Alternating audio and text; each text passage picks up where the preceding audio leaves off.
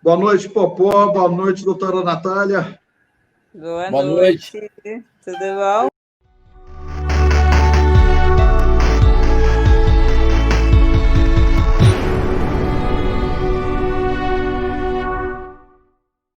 Boa noite, meu nome é doutora Natália Lírio, eu sou psiquiatra, sou médica do trabalho, trabalho nos hospitais da vida, né?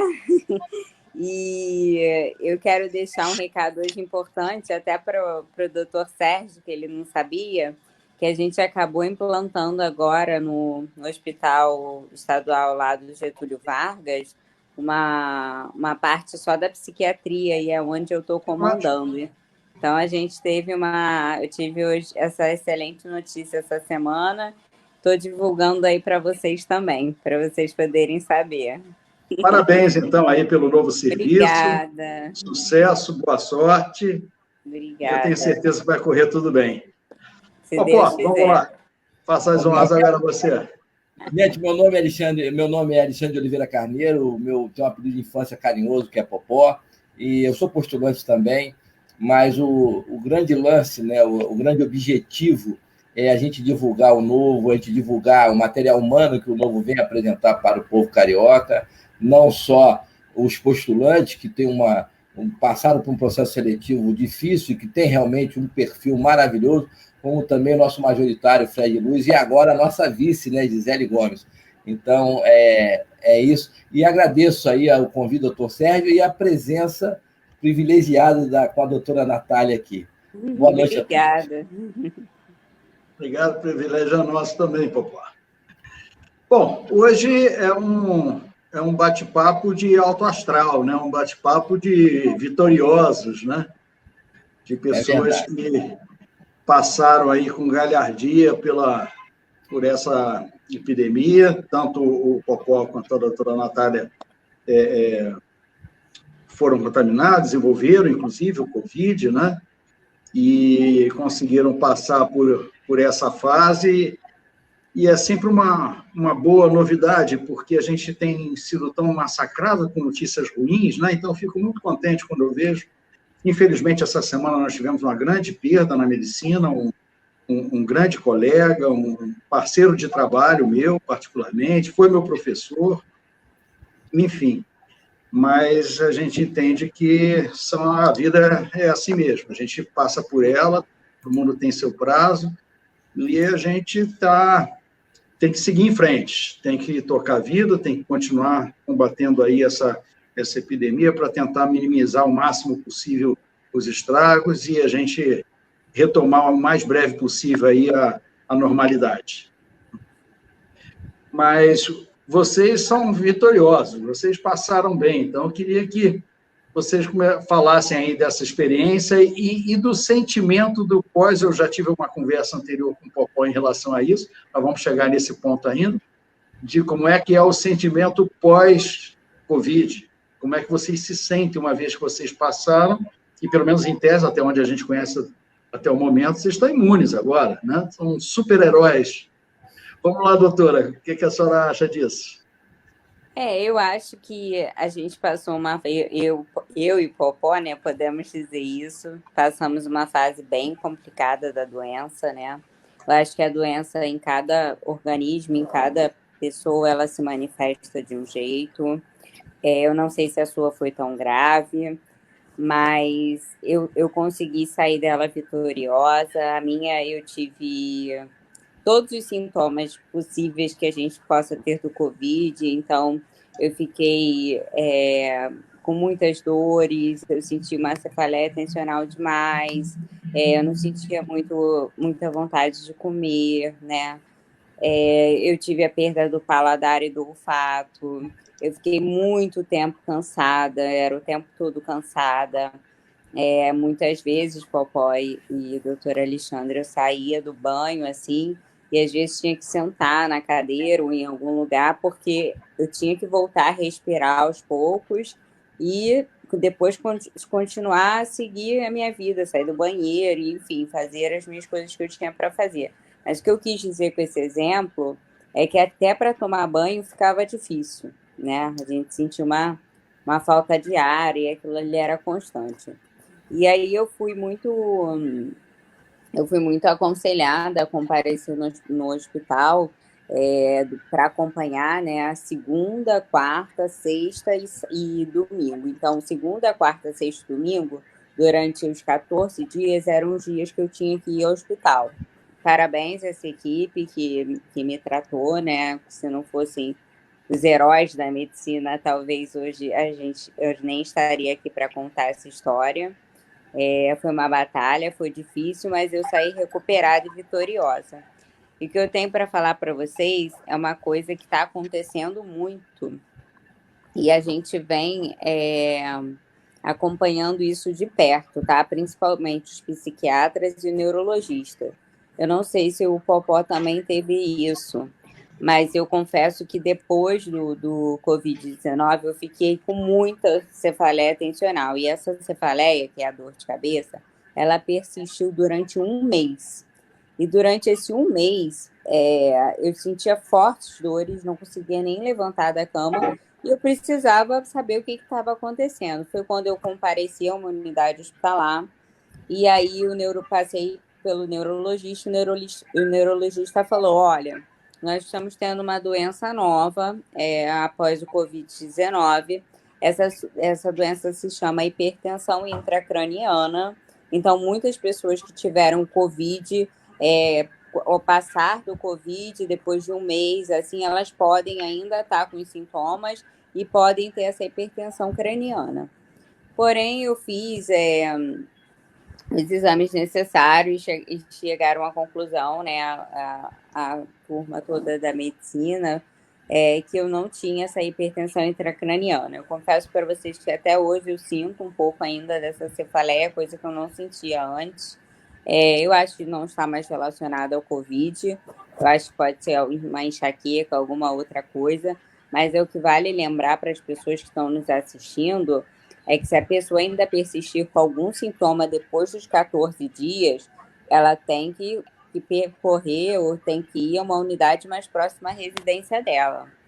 Contando o último assunto que eu vou contar para vocês, essa semana eu estava no trabalho e a minha secretária, ela veio dizer que ela já estava com 3 exames de PCR positivo. Ela fez um exame, então positivou. Aí ela ficou 14 dias em casa. Aí quando ela voltou para o trabalho, ela fez um outro exame, esse outro exame positivou. O médico foi lá, deu mais 14 dias para ela voltou para casa. E agora ela fez o terceiro exame e o exame positivou. O que eu quero dizer com isso?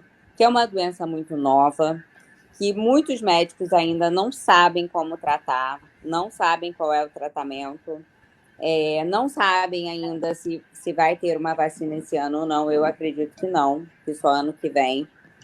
E assim, agora voltaram os casos na China, né? Voltaram os casos essa semana na Itália, voltaram os casos nessa semana na Espanha. Então, assim, o Brasil ainda vai ter outro pico dessa doença. O bom, né, Popó, é que nós dois estamos imunes dessa doença, né? Até foi o que o doutor Sérgio, até aonde a gente sabe, nós dois estamos imunes. Só que como ela é uma doença muito nova, ainda está em muitos estudos, inclusive ainda não conseguimos um diagnóstico final, um remédio final, ainda nem sequer a vacina. E eu acho que enquanto isso as pessoas têm que continuar não no isolamento, conforme a gente vai ter que permanecer nesse tempo todo que a gente já permaneceu, que isso acaba mexendo muito com a nossa mente. Mas eu acho que as pessoas vão ter que flexibilizar um pouco e tomar mais cuidado, né? Em relação à higiene, em relação a lavar as mãos, em relação à precaução do uso de máscara, enfim, a precaução do uso de luvas, que eu acho que isso vai adiantar muito para a pessoa não ser contaminada. Em relação a essa questão do exame, só para as pessoas que não são da área da saúde entenderem um pouco melhor, quando a gente fala PCR, é uma pesquisa do DNA do vírus. O DNA do vírus é a identidade dele. Então, a partir do momento que é encontrado, né, o DNA desse vírus, ele dá positivo. Só que tem uma coisa, o fato de encontrar o DNA do vírus não significa que ela está com o vírus ativo. O vírus pode estar morto, o DNA vai dar positivo, pode ter só um pedaço, já em remissão, o DNA vai dar positivo. Então, é um exame que está sendo usado mais para diagnóstico e não para acompanhamento, para o pós, mais para o diagnóstico de entrada. Sim. Deixando claro que tem vários testes, dezenas de testes que já foram autorizados pela Vigilância Sanitária, mas todos eles, como a doutora Natália mesmo disse, são testes novos, a doença é nova, é tudo muito novo, então ainda não tem a certeza da confiabilidade desses testes. Ainda tem alguns que até estão se mostrando que não são tão bons como parecia numa forma inicial. Mesma coisa que se aplica em relação a tratamento. Deixar muito claro, a única coisa reconhecidamente eficaz no combate da epidemia de coronavírus chama-se leito de UTI, ponto. Os medicamentos estão todos em teste. Exatamente. A posição do doutor Sérgio é uma posição de médico, né, de um cientista, de um pesquisador, ainda uma responsabilidade enorme, com 35 anos de trabalho de serviço prestado à comunidade do Rio de Janeiro, e eu respeito muito. Eu me lembro que a gente fez uma reunião lá atrás, no início da Covid, lá em março, né? E eu achava que, como assim? Era por volta ali do dia 17, 16 de março, e aí surgiu aquela história que iam fechar tudo. E eu, como empresário, empreendedor, como assim? Eu tenho vários colaboradores, vários clientes, eu não vou fechar pensando, pô, isso é uma idiotice, isso não existe, né? E aí nós tivemos uma live de noite, e aí o doutor Sérgio, eu comecei a perguntar uma porção de coisa para ele, porque eu estava totalmente perdido, a minha área é TI, né? Não tem nada a ver, é área tecnológica. E depois dessa live que fiz com ele às 5h30 da tarde, se não me engano, eu fiz uma reunião com meus sócios. Em seguida, quebrei o pau com todo mundo, falei, nós vamos fechar tudo, não quero funcionário meu andando de ônibus, vai ser sistema de... aquele sistema que um funcionário carrega o outro, né, solidário, ou com o carro da empresa. Não, vamos criar um plantão e todo mundo em casa. E a posição dele acabou interferindo numa decisão empresarial minha e pressionando os sócios a fazer daquele jeito. E foi ótimo, porque do grupo todo, entre sócios e colaboradores, só uma pessoa passou pelo Covid. Eu. Não soube dar o exemplo. Eu briguei, vocês estão malucos. E outra coisa, é para ficar em casa. Não tem essa história de ficar em casa e querer ir para o mercado, e querer passear, e querer ir para a praia, não. Porque vai pegar. Então, é para ficar em casa, é para ficar... Aí eu fiz um estardalhaço com todo mundo, uma reunião geral, remota já, né? Porque eu já entrei eu usava o Skype, né? Já entrei no Skype logo em seguida e baixei o pau em todo mundo. Não quero, tem que ser assim. E eles ainda me respeitam um pouquinho, né?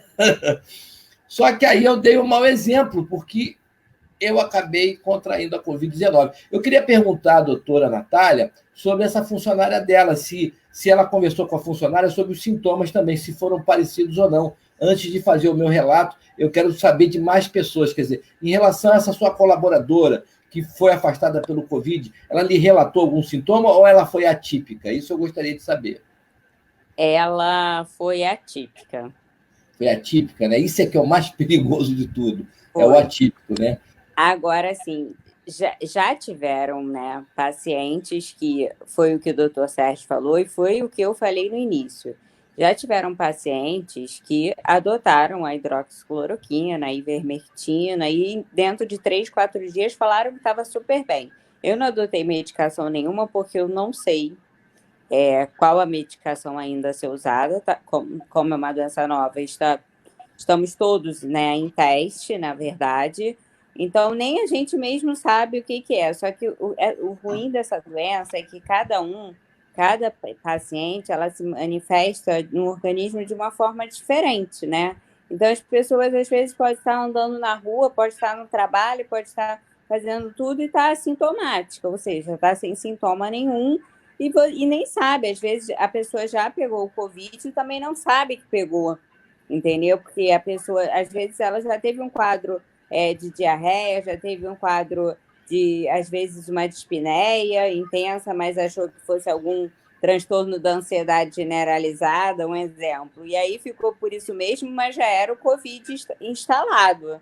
Então, assim, cada caso que eu escutei até hoje, desde que começou a pandemia, são casos muito diferentes de uma pessoa para outra, tá?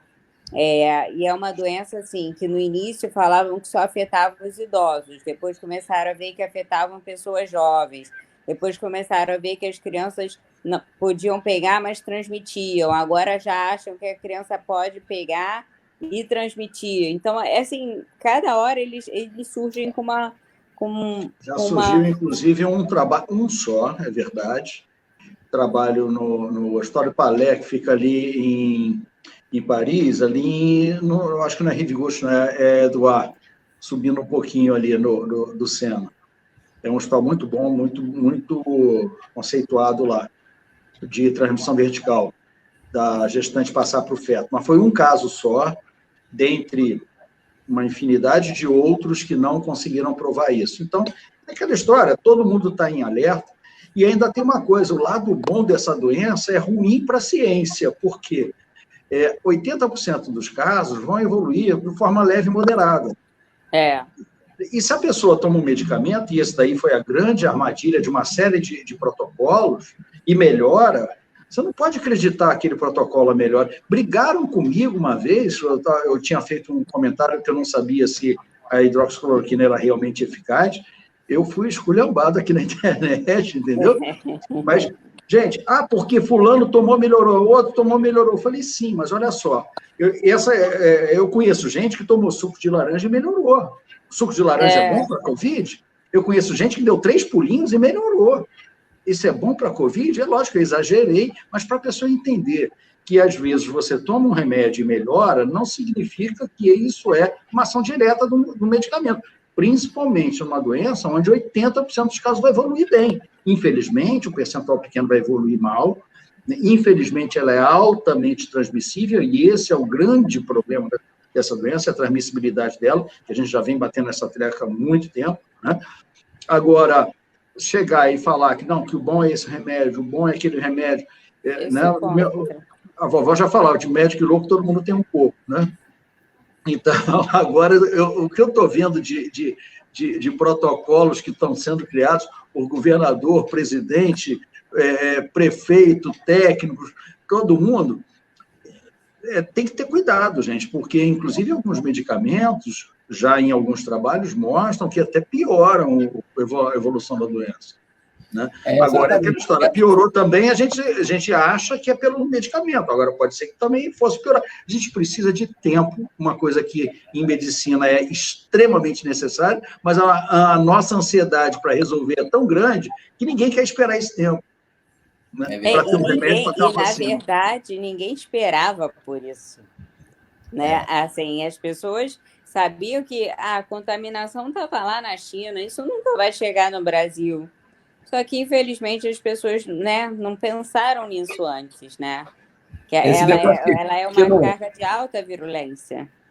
Hein, doutora Natália, eu estava com as férias já definidas para eu embarcar para Londres, Paris, Lisboa, a partir do dia 22 ou 23 de fevereiro. Na terça-feira de carnaval, eu saía do Rio para Londres e no dia seguinte ia para Paris, ia ficar com uns amigos lá em Paris, que vem sempre para o Brasil e ficam aqui em casa, né? Vem sempre para o Rio, e ia ficar uma semana, depois eu ia descer para Lisboa, e aí depois eu ia para o sul da Espanha. Então, eu estava assim, já estou um tempão sem ir para a Europa, e já estava agendada há mais de um ano há mais de um ano estava agendada a viagem, né? Eles tinham vindo no Rio, pressionando, você tem que ir lá, e já veio 2 vezes, você não vai.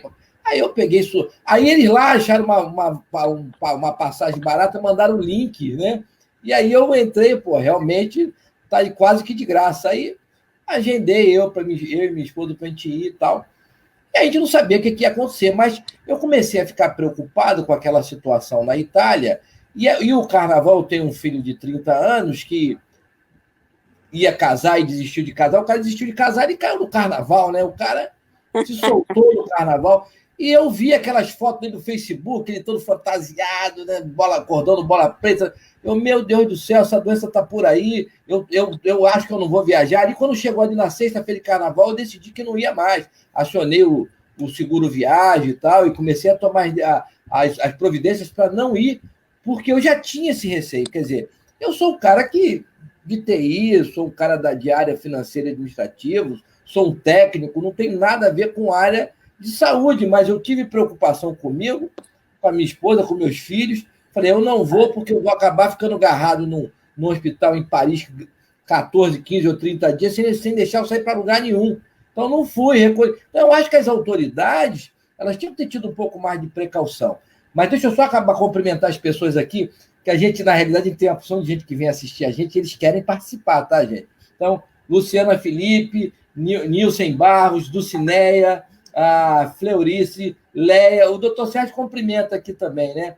O Fernando César, que é um grande amigo, Lilian Tomé, Ana Cristina, Ana Márcia, enfim, gente, boa noite aí, obrigado pela presença. E a gente está aqui num relato de esperança mesmo, porque é possível passar pela Covid. Então, aquela precaução inicial, eu acho que faltou nas autoridades.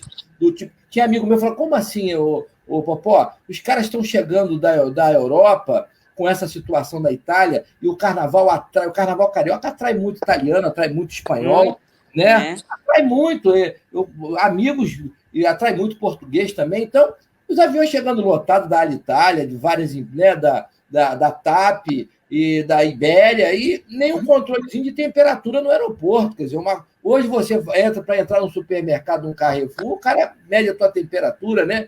É um negócio, pelo menos isso. Nada de precaução. Eu tive a precaução de não viajar, eu acertei em cheio, foi um golaço eu não ter ido, né?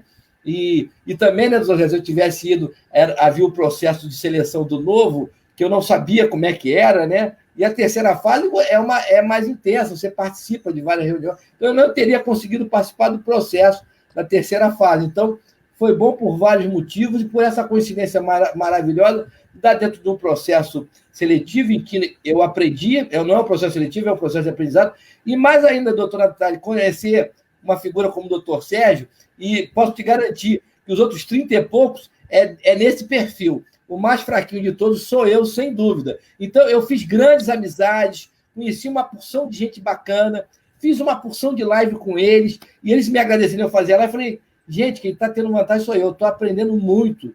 Eu sugo as informações todas de vocês, eu aprendo.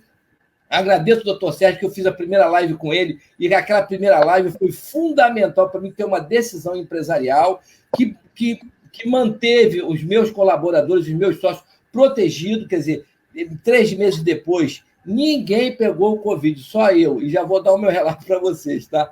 Mas, assim, então, a importância que foi uma live de utilidade pública, como nós estamos tentando fazer agora, para levar informação às pessoas, precaução, atenção, não é colocar medo, mas é colocar os pingos nos is, né? Entendeu? Dar um peso, um tamanho, uma dimensão mais correta, mais certa. E eu vou falar o que eu fiz, que foi um pouco loucura, mas eu tenho alguns médicos na família e alguns amigos, e aí eu me orientei, também pesquisei muito, mas eu fiz um protocolo de tratamento para mim, não fiz como a doutora Natália, que foi, né, dia sim, dia não, ao hospital, né, durante 2 semanas seguidas, e aí eu vou comer, não sei se eu posso começar o meu relato, se o doutor Sérgio quer entrar e fazer alguma... Já emenda aí no teu relato e só deixar em aberto. Tu sabe que eu falo... Só para reiterar, se alguém tiver alguma pergunta, bota aqui nos comentários que a gente vai respondendo, tá? Gente, olha só, eu estou no web WhatsApp, tá? A gente também está acompanhando aqui as perguntas pelo Facebook. Não foi dessa vez que o doutor Sérgio fez ao mesmo tempo pelo YouTube e pelo Facebook, mas a próxima fará, e que vai ficar legal, que aí vem, né? E aí, quem tiver dificuldade, pede o link aqui pelo web WhatsApp, mas, ó, doutor Sérgio Teixeira, Facebook, doutor Sérgio Teixeira, clicou lá, você vai achar nossa live, nós estamos no ar agora. Tá bom, gente? Então, eu vou começar o relato. Doutora, quer fazer alguma inserção antes de eu começar o relato? Não. Que eu falo pra caramba, tá? Eu só queria explicar para as pessoas que esse ano elas estão muito frustradas por tudo que está acontecendo. Eu queria que as pessoas colocassem um pouquinho a mão na consciência e olhassem para o outro que está do lado, né? E, vou deixar de viajar, vou...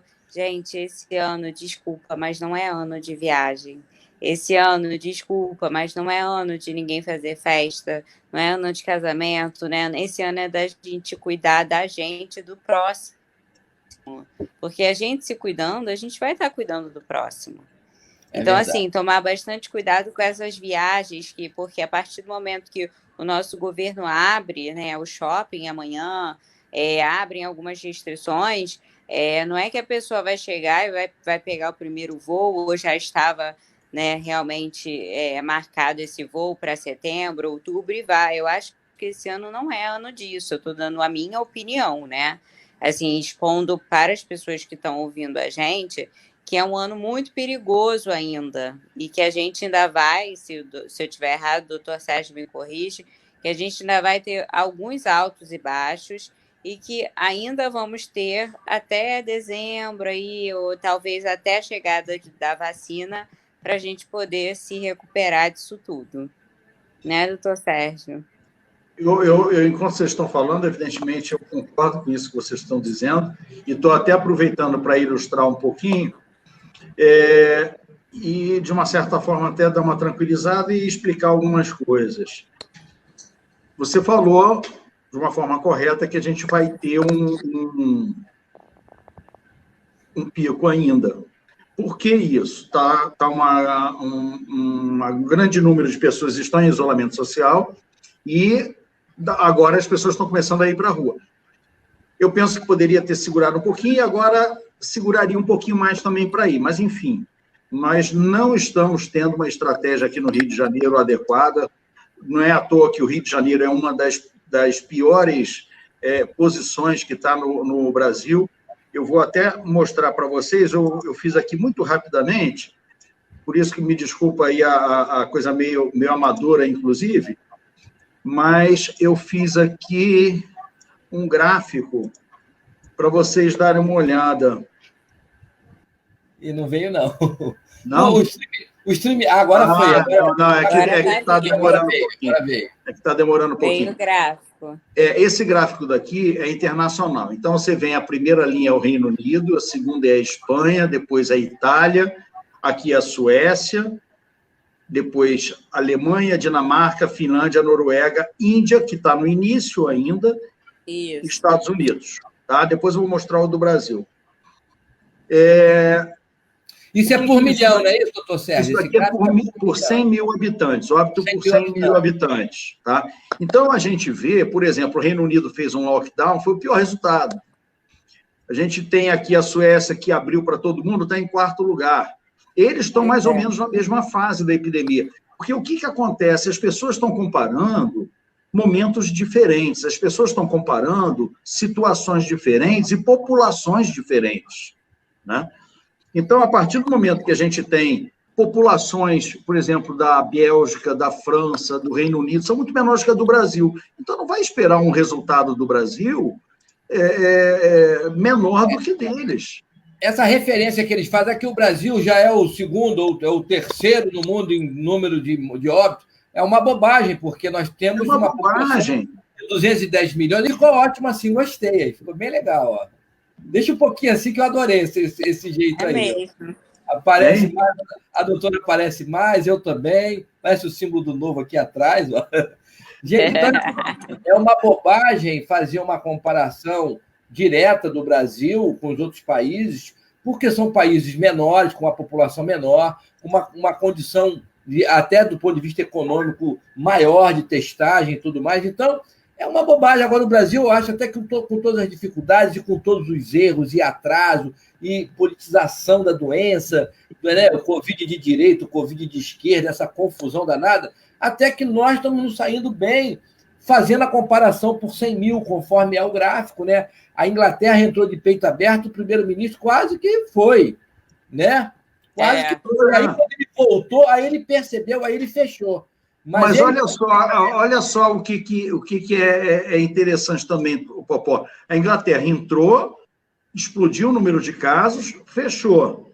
A Suécia entrou e foi um resultado melhor. Entrou aberta e o resultado foi melhor. Mas acontece, de repente, fez uma estratégia não de um isolamento horizontal, mas de um isolamento inteligente. Não vou também falar vertical, mas talvez um isolamento inteligente, né? que eu acho que é por aí, é o que o senhor falou. O problema da estratégia do Brasil foi a falta de estratégia, né? Foi a falta de estratégia. A loucura. Olha aqui, isso daqui é Brasil, tá? Isso daqui é Brasil. A primeira linha é Amazonas. Olha o que acontece. Isso daqui gente, mortalidade por cada 100 mil habitantes, tá? Porque exatamente para tirar essa situação de que a população lá é X, aqui é Y. Isso daqui é percentual, que é a forma melhor que a gente tem de avaliar. Então, o pior resultado foi o Amazonas. Por que o Amazonas? Primeiro, que a estrutura lá é péssima. Só Manaus que tem leitos de UTI, e eu não sei se vocês lembram que eu falei lá no início, a doutora Natália ratificou, o mais eficaz nesse momento para combate à epidemia é leito de UTI, né? Então, o Amazonas só tem em Manaus, não tem no resto do estado, e poucos. Além do que o governo não levou a sério. Em segundo lugar, o Ceará. Também um lugar que foi politizado, também teve um péssimo resultado. Tá? Aqui não está aparecendo os números, Amazonas foram 56 óbitos por cada 100 mil habitantes. Tá? Segundo o Ceará, e em terceiro o Rio de Janeiro, com 40. O dobro de São Paulo, olha o tamanho praticamente o dobro, de baixo está São Paulo. E eu estou falando por 100 mil. Ou seja, aqui o Rio de Janeiro conduziu muito mal. Ainda ontem eu escutei, não, o Rio de Janeiro até que está passando bem. Não, está passando muito ruim. Está passando muito ruim em termos de resultados de epidemia, está passando muito ruim em termos de resultados econômicos. Fez tudo errado. E agora, que nem abriu, vai abrir loja, não abriu nem os hospitais. Agora, só esse resultado, doutor Sérgio, ele tem a ver com a situação política e econômica que atravessamos. Hoje acabamos de ter a Alerj votando 69-0 para fazer o impeachment do governador, com o processo de 7 ou 8 hospitais de campanha. Com desvio quase que bilionário, né? Desvio bilionário. Então, isso mostra, isso reflete no resultado da falta de estrutura, da dicotomia entre o governo estadual e os municípios, e entre estes e a unidade federal, né, a União Federal. Então, realmente, são coisas, é absurdo em cima de absurdo. Eu escutava um amigo meu falar assim, vamos ser hexa. Eu falei, hexa, o que é isso? Será o 6º governador preso. É uma vergonha. Aí teve gente que falou assim, a gente tem dedo podre para escolher os políticos. E, gente, nós temos que melhorar. Nós, cariocas e fluminenses, precisamos errar menos. Tentar acertar um pouquinho. Entendeu? Temos aí 32 partidos políticos, 26 sendo representados na Alerj, e teremos 17 candidatos a prefeito. Isso é uma loucura. Entendeu? Eu acho o Fred assim, muito valente, e a Gisele também de querer se candidatar, botar o nome à disposição para ser prefeito e vice-prefeito. Isso é uma loucura. Contem comigo para tudo. Eu vou no carro de som, eu grito, eu peço voto do doutor Sérgio, mas não me... Pelo amor de Deus, executivo nem pensar de jeito nenhum. O cara tem que ter muita disposição e ser muito valente para encarar um negócio desse, num lugar onde as coisas estão assim totalmente desarranjadas. Nós estamos... É uma dicotomia entre aquilo que é o necessário, aquilo que é o ético, que é o honesto, e eles perderam a noção. Eles querem ganhar dinheiro em cima da tragédia do outro. Fala, doutora. Eles querem ganhar dinheiro em cima da tragédia do outro. É verdade. Ainda é uma situação pior ainda. Uma vergonha. O que foi feito no Rio foi uma vergonha. Né? Eu queria comentar aqui, ler aqui o comentário da Nissen Barros. Eu já vou botar, porque é até um para a Natália. Mas é só para fechar essa questão da evolução, e também, já que a gente está aqui para falar dessa questão da esperança também, o Popó deve lembrar, porque foi uma boataria, tem sido, né, até agora, uma boataria danada durante toda essa questão da epidemia. Eu não sei se você vai lembrar, o que eu falei para você, Popó, no início de março, que ia ser o pior mês? Eu não lembro, mas o doutor Sérgio me deu muitas dicas interessantes e eu aproveitei bastante. Mas eu acho que... Quer dizer, agora eu tenho uma esperança que até outubro ou novembro a gente consiga fazer essa curva para baixo.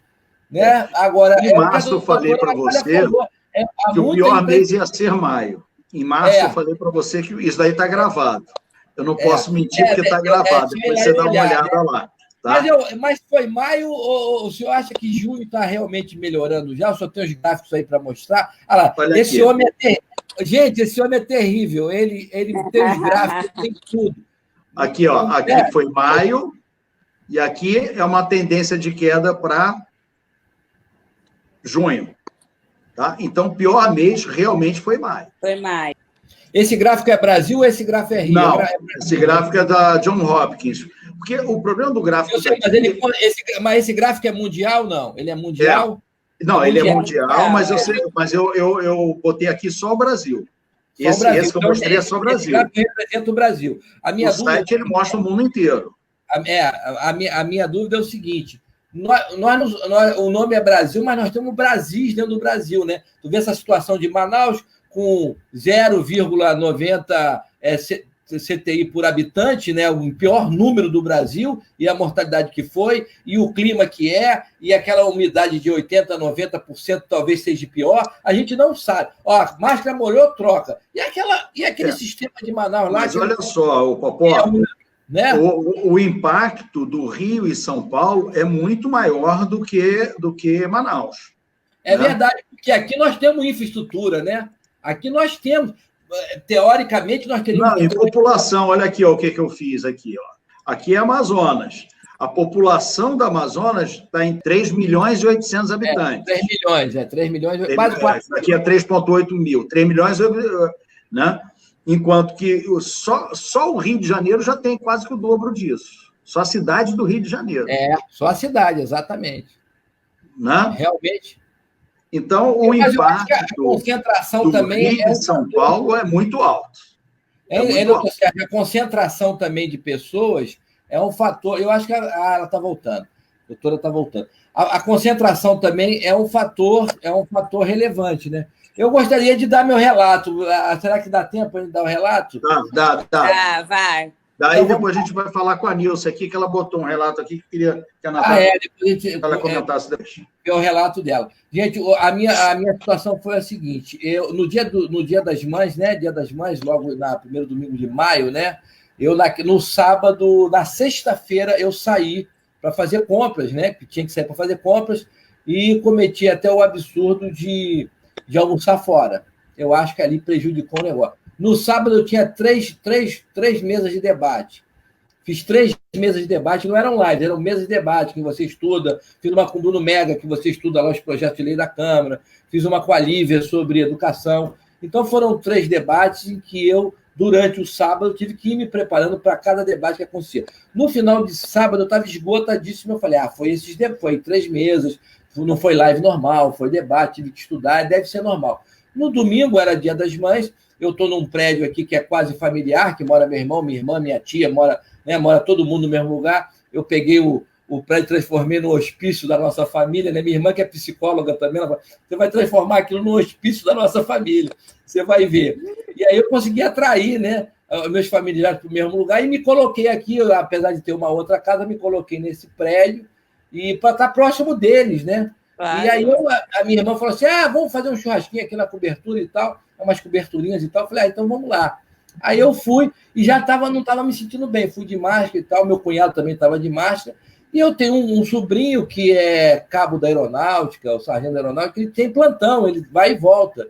E aí eu falei, aí eu no domingo já me sentindo mal, logo depois do almoço, vim para casa, descansei. Falei, tá estranho isso e tal. Aí na segunda-feira, aí começou, né? A dor de cabeça fina, o esgotamento físico, dor na coluna, dor nas costas, essa dor de cabeça que a doutora Natália se referiu, uma febrícula de leve que não incomodava, mas a dor de cabeça era insistente. E foi piorando, quer dizer, cada vez mais cansado. Aí eu subi a escada para ir pegar um solzinho na cobertura, sabe? Ficava meio tonto, meio cansado, e até com sensação de desmaio. Eu falei, caramba! Aí eu falei, isso é Covid. Aí eu já vinha pesquisando, né? E eu me lembro que tinha uma pesquisa do MCT, do Ministério da Ciência e Tecnologia, e eles conseguiram isolar o Covid-19 in vitro com antiparasitário, que eu não vou citar qual é o nome aqui. E eu falei, pô, será que é isso e tal? Aí eu vi que havia um coquetel ali, que era um antibiótico, um antiparasitário, e o sulfato de zinco eu posso falar porque não é remédio, é só um suplemento alimentar. E aí eu falei, quer saber de uma coisa? Eu vou nessa. Aí liguei, né, para alguns médicos da família, e a minha esposa, o que está acontecendo? Eu falei, nada. Eu não assustei ela, eu estava me sentindo mal, busquei essa medicação, fiz um protocolo de 5 dias, e aí eu falei, deixei tudo preparado, mas vou esperar até amanhã. Aí esperei até o 4º dia, continuei piorando e a falta de ar aumentou. No 5º dia não tive dúvida. Eu comecei a medicação, conforme a bula, conforme as orientações que eu tive de pessoas, de médicos próximos a mim, eu não fui ao médico, estava com muito medo de ir para o hospital, muito medo. Eu não vou lá, porque se eu não estou, vou pegar lá. Então, isso é um problema sério, as pessoas ficaram com muito medo. E outra coisa, dentro desse processo, né, desses 3, 4, até o 5º dia, você começa do ponto de vista emocional, porque a doutora Natália é psicóloga, né, psiquiatra. Aí você pensa assim, vê se concorda comigo, doutora. Você começa a achar que você é um vetor de morte para os teus parentes. Olha que loucura que dá na cabeça da gente. Você imagina você estar num prédio, todo mundo morando no último andar, que é coberturinha, né? São coberturinhas pequenininhas, e no mesmo corredor. E aí você tem um irmão, tem uma irmã, tem uma tia, tem um sócio, todo mundo morando próximo. E você pensa assim, eu estou com Covid. Eu posso levar minha tia, que tem 86 anos, que mora aqui, à morte. Você fica com isso na cabeça. Você fica com isso na cabeça. E aí, pô, é uma cobertura. Eu me lembro que no 4º para o 5º dia, eu já me sentindo com muita falta de ar, eu falar, caramba, alguém da minha família pode morrer por causa de mim. Olha que loucura que dá na cabeça da gente. Então, gente, tenham calma. Tenham calma, porque o Flávio Migliaccio suicidou outro dia desse, aquele ator maravilhoso. A gente pode, num caminho muito rápido, entrar num processo depressivo e fazer uma bobagem. Então, todo mundo que está passando por isso, primeiro, tenha esperança. Segundo, converse com a sua família. Eu escondi da minha esposa. Eu falei, pô, eu não posso admitir isso para ela, que ela vai ficar desesperada. Mas no 4º para o 5º dia não tinha mais. Eu falei, Patrícia, não dá, a gente tem que dormir em quarto separado. Ela, que bobagem, eu não estou sentindo nada, não tem nada a ver, eu sou atípica, eu já peguei e sou atípica. Eu falei, pô, realmente, eu estou mal consigo respirar e ela está bem. Aí eu peguei e o protocolo que eu tinha estudado e conversado, eu pratiquei. Eu tomei o remédio 8 horas da manhã, do 5º dia, e ali por volta de 10, 11 horas, já urinei ele, já tive uma urina característica do amarelo esverdeado, que é uma característica do remédio que está na bula. Ou seja, a minha vida dele é tão rápida, a absorção dele é tão rápida, e eu comecei a melhorar. Então, pode ter sido coincidência, conforme o doutor Sérgio, pode ter sido um placebo, mas o fato é que eu tomei esse remédio 8 horas da manhã, 11 horas meio-dia, já me senti um pouco melhor, almocei, aí tomei o antibiótico, né, depois da alimentação, li que o sulfato de zinco não podia tomar nem 2 horas antes, nem 4 horas depois, porque ele inibia o efeito dos remédios, e aí eu fiz um protocolo, tomei o remédio 12 horas depois, né, o antiparasitário de novo, que eu não vou dizer qual é o nome, e ali antes de dormir... Se falar, eu corto o microfone. Não vou falar de jeito nenhum. Não fala não, pelo amor de Deus, que eu falo porque o sulfato de zinco dá para falar porque é um suplemento alimentar. Eu tomo cloreto de magnésio direto também, é um suporte alimentar. Né? Então, eu fiz esse protocolo e fui melhorando. E aí, quando chegou no meu 9º para o 10º dia, portanto, no 9º para o 10º dia, a Patrícia, minha esposa, 4 horas da manhã, acordou com falta de ar, chorando. Não tinha nada, não sentiu nada, hein? Acordou 4 horas da manhã, do meu 9º para o 10º dia, com uma falta de ar absurda, chorando muito, desesperada para ir para o hospital. Falei, calma. Aí eu acalmei ela. Falei, caramba, eu devia ter feito isolamento dentro do apartamento. Aí submeti ela ao mesmo. Falei, não é melhor? Eu estou melhorando. Aí ela fez o mesmo protocolo que eu fiz. E ela veio melhorando. Só que ela tem bronquite asmática. E os brônquios dela também infeccionaram, entendeu? Não foi um problema só pulmonar e tal. E aí nós tivemos que ir para a Rede D'Or, né? E aí lá eu fiz uma tomografia, eu já estava bem legal quando eu fiz a tomografia. e fiz os exames todos, e pela tomografia estava ótimo, eles até constataram que a minha tireoide já encostando na traqueia, eu já sabia que eu tinha esse problema, que eu tenho que avaliar de 6 em 6 meses, e aí, só que ela, aí a médica manteve o antibiótico, aí foi a médica, também não vou dizer o nome, mas manteve o antibiótico, passou um outro anti-inflamatório voltado para os brônquios, passou um xarope broncodilatador, passou uma série de remédios, que ela tomou mais dois dias, veio melhorando e sentia ainda muita dor no peito. Voltamos de novo para a Redditor. Chegou lá, o médico avaliou agora, ela está com essa... Eu não sei como é que é o nome disso aqui, doutor Sérgio, essas costelas externas, não é o que é? Essas costelas... Costela externa é o osso que tem entre as duas. Exatamente, as costelas e essa cartilagem toda, tudo está inflamado. Aí passou um outro anti-inflamatório para essa situação. Então, ela, com 15 anos mais nova, teve uma dificuldade muito maior de se recuperar do que eu. O que corrobora o que a doutora Natália falou. Cada caso é um caso, é uma situação diferente. Eu tenho um amigo meu, que o doutor Sérgio sabe, que é da Polícia Civil, é corregedor. Ele está de plantão hoje, também não, e ele não pode, dentro do plantão, é corregedor, né? Então, é aqueles caras caxias, né? Não, dentro do plantão é plantão, entendeu? Não existe isso, não vou participar de live dentro do meu plantão. O cara é chato, né? Mas ele está certo, mas ele também fez um tratamento clínico.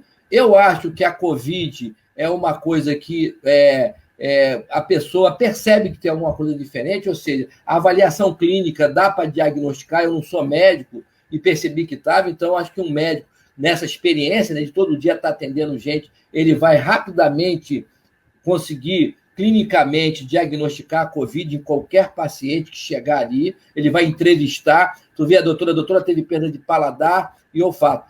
Esse amigo da Polícia Civil, quase que eu citei o nome dele, não posso, também teve perda de olfato. Eu não tive. Então, tu vê essas conjugações de fatores... Cada pessoa responde de uma forma diferente. Isso né? aí. Mas são fatores... Não só em relação à doença, como em relação ao tratamento. Então, não tem receita de bolo. Mas são fatores, doutor Sérgio... Vamos responder aqui para a Nilce, que a Nilce está agoniada aqui com essa situação dela. Lê dela. Ela está perguntando para a Natália. Você conseguiu ler aí, Natália? Eu cuidei do meu filho com Covid aqui no meu apartamento. Ele ficou comigo durante a última semana dos 15 dias. Era eu e ele trancados dentro do apartamento. Ele não ficou isolado no quarto. Ficamos todo o tempo interagindo. Eu e ele usávamos máscara dentro do possível. Enfim, ele não ficou em quarto isolado. Ele, nesse período, só tinha muita tosse. Isso já faz quase 2 meses. Eu, graças a Deus, não tive nenhum tipo de sintomas hoje. Então, existe... Cortou, deve ser alguma possibilidade de eu ter pego, porque ela complementou depois, gostaria muito de ter sido infectada, etc. e tal. A gente está falando, né? Quer dizer, possibilidade tem? Tem. Tem que fazer o exame, entendeu? Mas tem casos, eu tenho uma prima que ela teve, o marido dela não teve, e eles não ficaram separados em momento nenhum. Quer dizer, cada caso é um caso, 80% vai correr tudo bem, correu tudo bem com vocês, correu tudo bem com mais um monte de gente, infelizmente com outros não, mas a maioria atravessou por isso daí bem. E se a gente está falando em questão de esperança, eu vejo que eu queria mostrar para vocês o gráfico que a Secretaria tem liberado. Aqui é a evolução, então vocês vão ver aqui que já está entrando em queda. Essa queda aqui não é nessa angulação, porque isso daqui é caso confirmado, essa queda vai ser atenuada daqui a alguns dias, né? Mas nós já estamos passando, já saímos do pico, hein? Mas isso é Brasil ou é Rio? Isso é município do Rio de Janeiro. Ah, que legal, que bom. É município do Rio de Janeiro. Tá? Então, eu acredito que,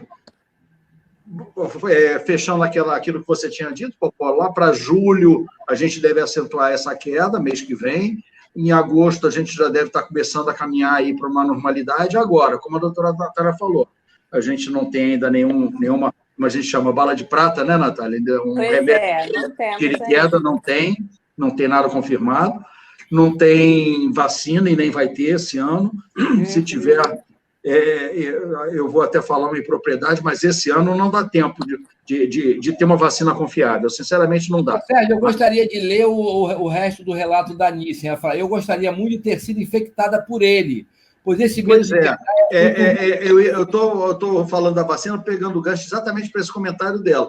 A única forma que ela teria de ter ficado imunizada é ter sido contaminada igual vocês foram.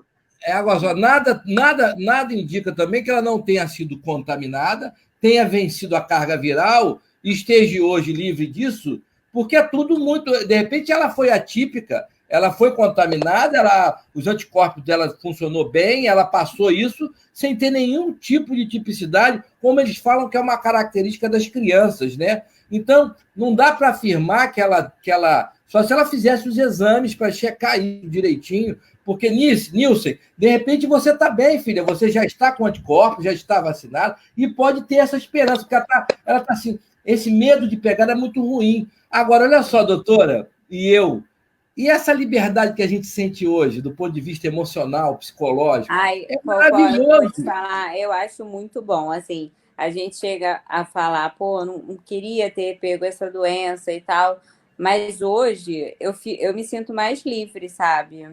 Porque, assim, eu tenho o direito de ir e vir, lógico, eu sou médica, então eu tenho que dar, né, para os meus pacientes o apoio e tudo mais, continuo mantendo os meus cuidados, porque é o que eu falei, é uma doença nova, então eu continuo realmente lavando as mãos, usando máscara. Mas, assim, a liberdade é muito grande, porque antes a gente ia nos lugares e a gente ficava a todo momento com medo de pegar a doença, né?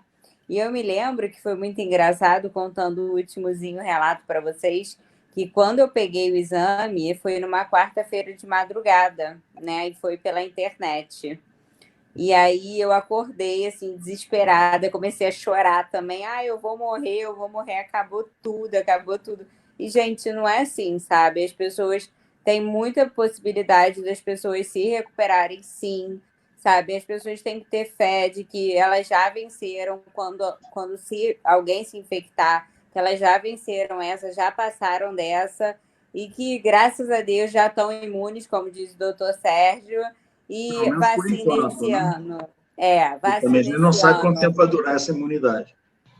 Vacina esse ano, nem pensar. Eu queria completar dando mais uma mensagem de esperança, dizendo o seguinte: da mesma forma que há subnotificações, provavelmente de óbito, porque esse Brasil é muito grande, você tem lugar que você não tem acesso a nenhum tipo de uma assistência médica mais apropriada, há também subnotificação do número de pessoas que pegaram e curaram, e de pessoas que nem sabem que tiveram. Então, gente, não é 500 mil pessoas, né? Qual é o número que pegaram e 30 e poucas que vieram a óbito? Milhões de pessoas já pegaram e são atípicas, essa que é a verdade. Nós não temos hoje, o teste é um teste caro para 210 milhões de pessoas.